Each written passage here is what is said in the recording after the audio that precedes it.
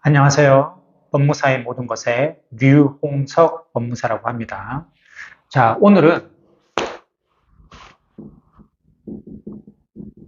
법무사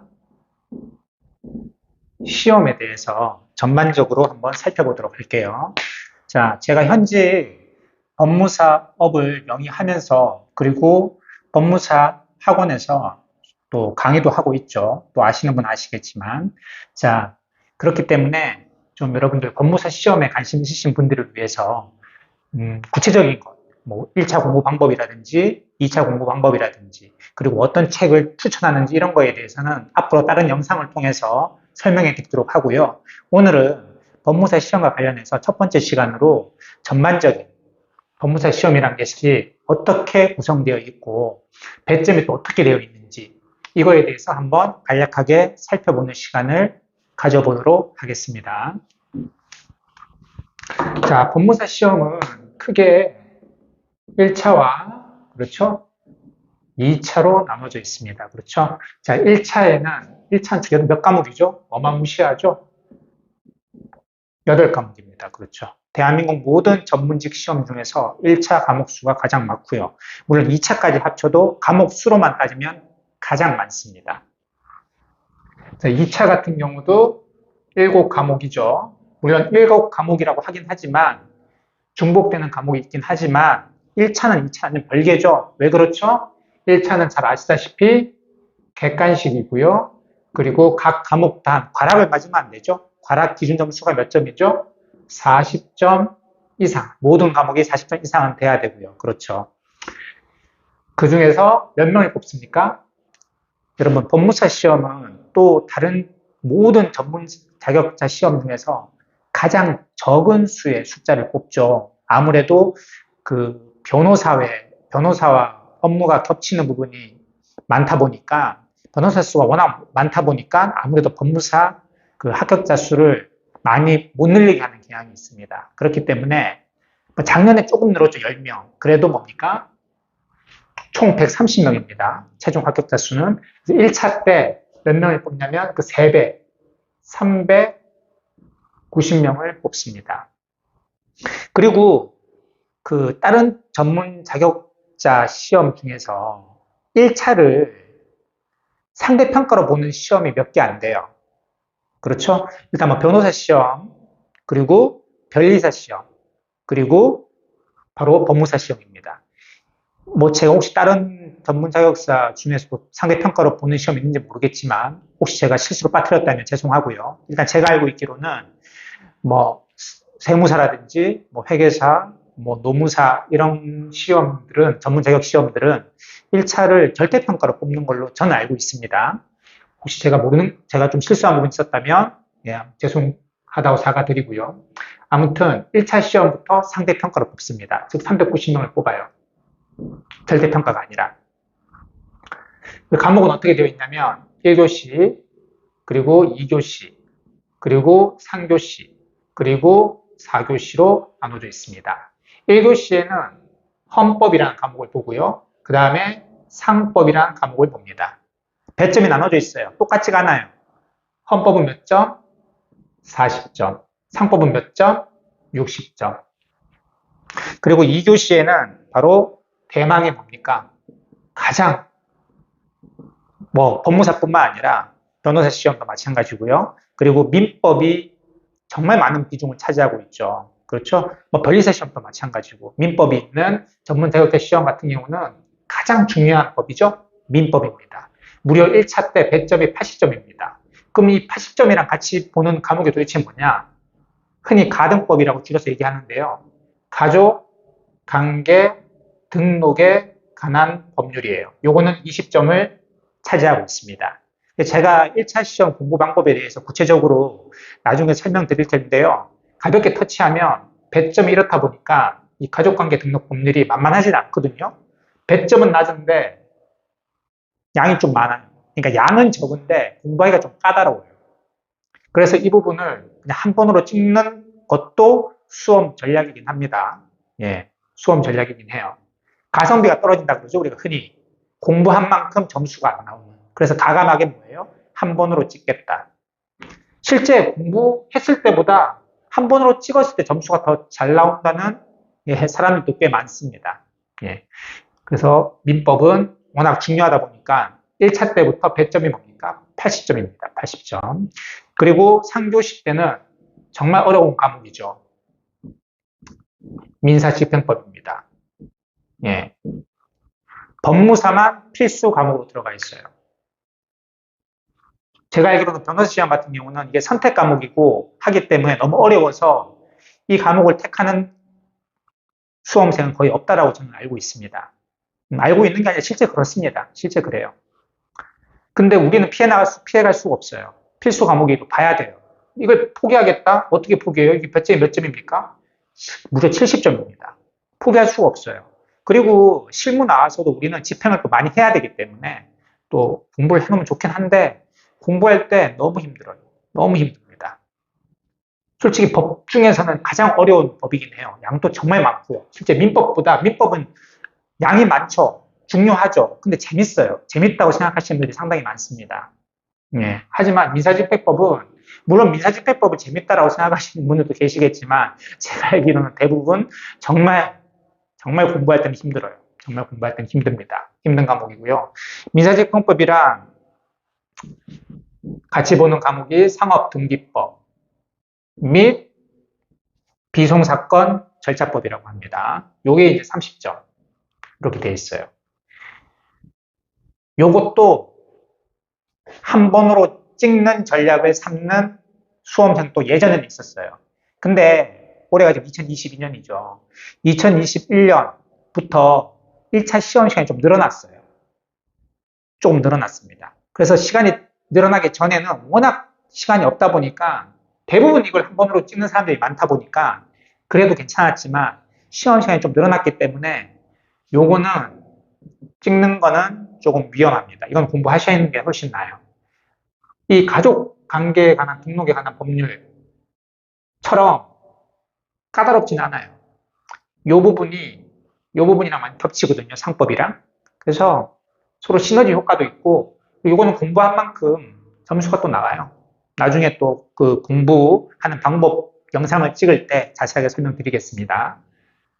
그리고 4교시에는 바로 또 공포의 부동산 등기법입니다.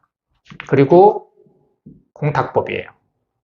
배점은 60점입니다. 공탁법은요 40점이죠. 이렇게 구성되어 있어요. 1차만 이렇게 8과목입니다. 1차만 8과목이에요. 엄청나죠? 1차가 이렇다 보니까 전략을 잘 짜셔야 돼요. 보통 법무사 시험을 딱 공부해야 되겠다 하는데 결정을 하고 나서 제일 겁먹는 부분이 뭐냐면 바로 1차 이 과목수 때문이거든요. 8과목이라는 거. 8과목이 너무 방대하잖아요. 과목수가. 그나마 2차는 뭡니까? 1차보다 과목수가 적죠. 7과목. 근데 2차 때에도 있는 과목이 또 뭐예요? 헌법은 2차 때 안 보죠. 상법도 2차 때 없습니다. 하지만 민법은 2차에도 있죠. 그리고 가등법은 당연히 2차에 없습니다. 민사집행법, 공포의 민사집행법이죠. 얼마나 다양한 일입니까? 이게 1차밖에 없어요. 2차에는 없습니다. 만약 민사집행법이 2차까지 있었으면 저도 시험을 포기했을지도 몰라요. 제 개인적으로는. 민사집행법이 정말 어려운 과목인데 1차에만 있어요. 1차에만. 그래서 객관식 공부 방법으로 전략으로 들어가시면 돼요. 2차처럼 정말 2차는 여러분 어떻게 치러집니까? 2차는 당연히 주관식이긴 한데 주관식이라고 해서 막연하게 그냥 단답식의 주관식이 아니라 뭡니까?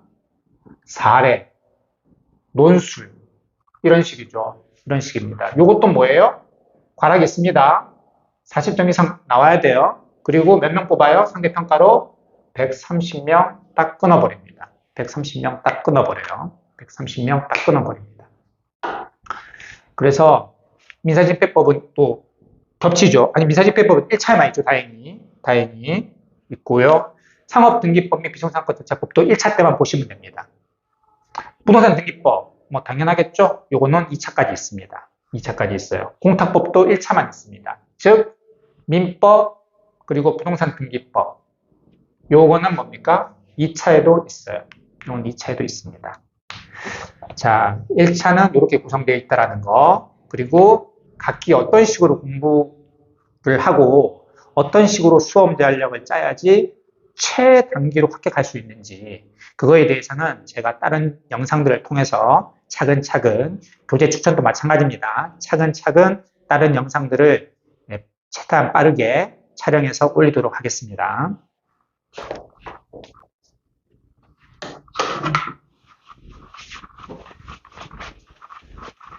자, 1차는 이렇게 말씀드렸고요. 2차는 어떻게 구성되어 있습니까? 2차는 이틀에 걸쳐서 봅니다. 2차는 이틀에 걸쳐서 봐요. 자, 그럼 1일차 1교시에 민법만 봅니다. 민법이 100점이 뭡니까? 무려 100점이에요. 엄청나죠? 그리고 1일차 2교시에 형법과 그리고 형사소송법을 봅니다. 100점은 50, 50이에요. 그리고 2일차 1교시에 2일차 1교시에 그리고 2교시에 1교시에는 민소법, 즉 민사소송법입니다. 민사소송법과 그리고 민사서류 작성을 이라는 과목을 봅니다. 그리고 2교시에는 당연히 부동산 등기법, 줄여서 부등법이라고 하죠. 그리고 이제 부동산 등기 신청 서류, 실제 실무에서 부동산 등기를 할 때 서류를 어떻게 작성하는지 실제 사례를 주고 작성해 보라고 합니다. 민사 서류 작성도 마찬가지예요. 실제 사건을 주고 네가 소송을 제기할 건데 어떻게 소송을 제기할 거냐 한번 소장을 적어 보라라고 하는 거예요. 네. 요거는 또 100점이 어떻게 구성되어 있냐면 민법은 제가 100점이라고 말씀드렸고 형법, 형사소송법은 50, 50이라고 그랬죠. 민소법 같은 경우는 70입니다. 민사서류는 당연히 30이겠죠. 부동산 등기법도 70입니다. 등기신청 서류도 30이고요. 예. 자, 이렇게 법무사 시험은 구성되어 있다. 자, 1차 제가 좀 쉬웠는데요. 1차는 총 8과목. 그렇죠? 그리고 매 과목 다 40점 이상은 넘으셔야 돼요. 다 합쳐서.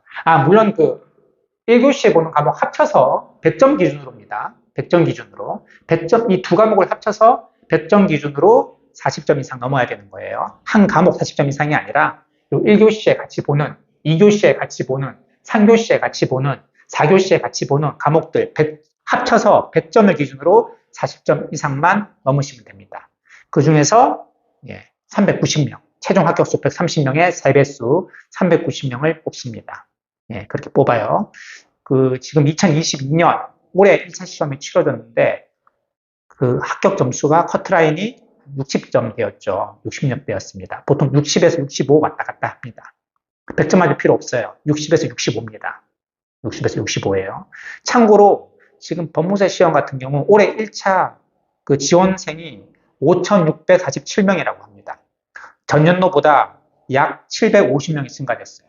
매년 증가되는 추세예요. 매년 증가되는 추세입니다. 혹시 법무사 시험에 난 법무사가 되고 싶다, 법무사 시험 봐야 되겠다라고 하면 바로 지금 준비하시는 게 경쟁률을 좀 줄이는 방법이라도 하겠죠. 그래서 공부 방법이라든지 이런 거는 다른 영상을 통해서 설명해 드리도록 할게요. 1차는 그렇고요. 2차도 마찬가지입니다. 2차도 매 교시마다 합쳐서 1교시 민법은 하나밖에 없으니까 민법 하나만 40점 이상 나오셔야 돼요. 가락은 면하셔야 돼요. 2교시는 합쳐서 40점 이상 나오고 그렇죠? 가락은 면하셔야 됩니다. 아무리 점수 다 토탈해가지고 수석 점수라고 하더라도 만약 한 교시라도 과락이 나오잖아요. 그러면 그냥 떨어지는 겁니다. 더 이상 채점 할 의미도 없어요. 네. 마찬가지입니다. 이런 식으로 합쳐서 40점 이상, 40점 이상 가락은 면하시고 그 다음부터는 상대평가로 몇 명 뽑는다? 130명. 법무사 시험에 예전에는 그 3차까지 있었어요. 3차 면접. 하지만 그건 폐지됐죠. 2차까지 다 합격을 할 정도면 면접은 볼 필요도 없다. 이런 취지로 면접은 없어졌습니다. 그래서 2차까지만 여러분들이 합격하신다면 이제 법무사 시험에 최종 합격하게 되고요. 그 뒤에 연수를 받게 되고, 그리고 이제 법무사 일을 할 수 있는 거죠. 자, 오늘은 전체적으로 법무사 시험에 관해서 간략하게 설명해 드리는 시간을 가졌고요. 이제 다음 시간부터는 법무사 1차 시험의 어떤 공부 방법, 과목별로 공부 방법, 그리고 2차 시험의 어떤 공부 방법, 그리고 더 나아가서 또 다른 영상에서는 또 개인적으로 추천하는 교재, 제가 또 법무사 수험가에서 또 강사 활동을 하고 있으니까 그런 것들에 대해서 한번 설명해 드리는 시간을 가지도록 하겠습니다. 지금까지 법무사의 모든 것에 류홍석 법무사였고요. 지금까지 시청해 주셔서 감사합니다.